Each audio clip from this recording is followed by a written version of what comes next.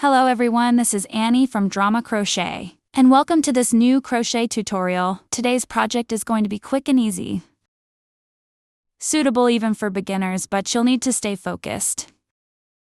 You can use any yarn as long as it's suitable for a 3.5mm hook.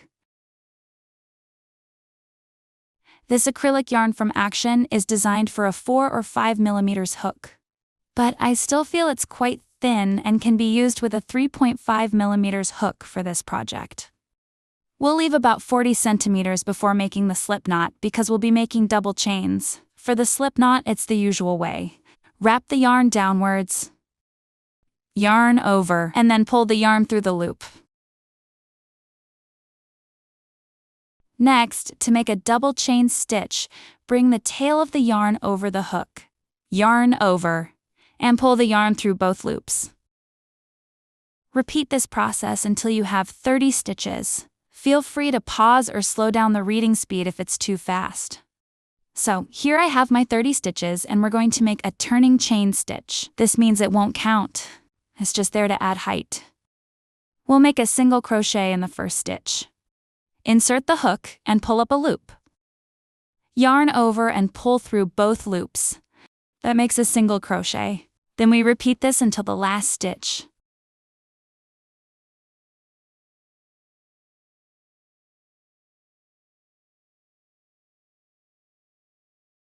One last single crochet in the last stitch.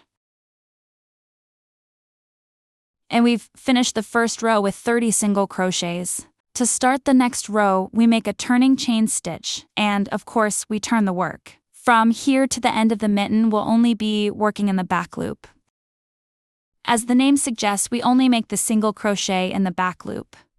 We'll make 17 single crochets in total for this row.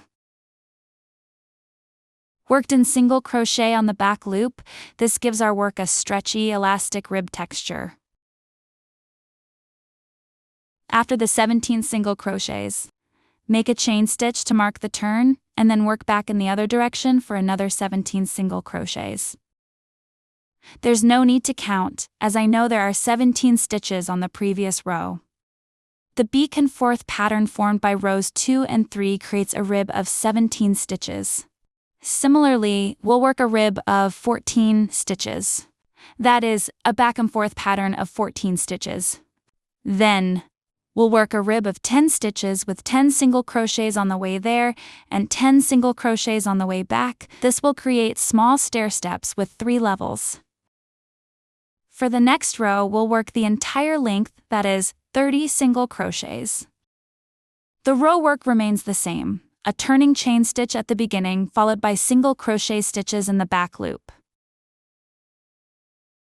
After the first 10 single crochet stitches, we'll move on to the stitches of the lower level.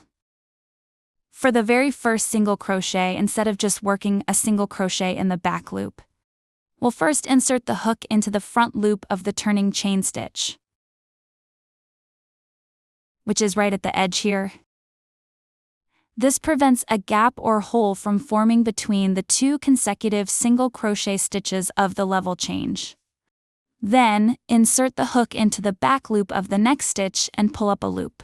Yarn over and pull through all 3 loops to complete the first single crochet of the lower level. I'll show you again. Feel free to slow down the video if needed. I'll also take this opportunity to remind you and clarify the difference between a row and a rib. A rib consists of 2 rows worked back and forth. For the next row, we'll make 22 single crochet stitches. This is the very first row to form the gusset at the thumb. Next, we'll make a row of 12 single crochet stitches. Just a quick reminder that between each row, you need to turn your work.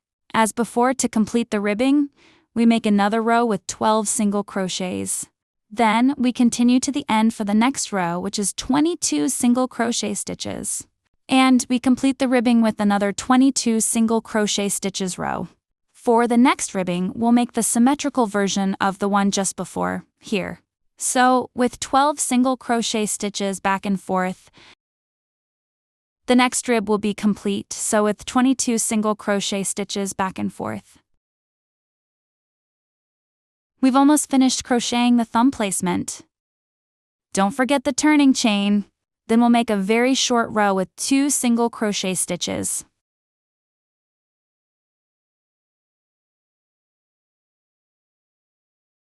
The turning chain stitch, and we turn. We make the first single crochet. Then insert the hook to make the second single crochet, but we don't finish it right away. We're going to insert the hook into the same stitch as for the last single crochet of the first row of the thumb, right here. Yarn over and pull up a loop through these 2 stitches at the same time, that is the first 2 loops.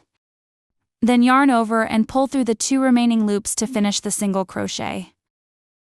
And then we continue to finish the row. We thus have 10 single crochet stitches on this row. Next, we'll work a rib with 14 stitches, that is, 14 single crochet stitches worked back and forth. As we saw earlier, to make the first single crochet of the lower step, we insert the hook into the front loop of the turning chain stitch at the very edge.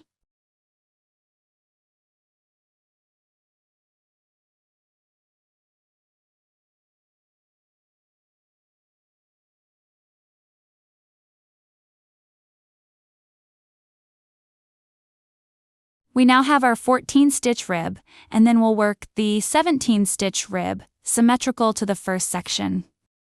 The next rib is complete, meaning it has 30 stitches, and we'll add as many rigs as needed to go all the way around the hand. This completes the slightly tricky part. The number of ribs to add depends on the size you want. Mine is 12 centimeters at the wrist and 15 centimeters at the top. The mitten is a little smaller than my hand, which I think is average size, as the fabric is quite stretchy. Right here, I have my first complete rib after the thumb.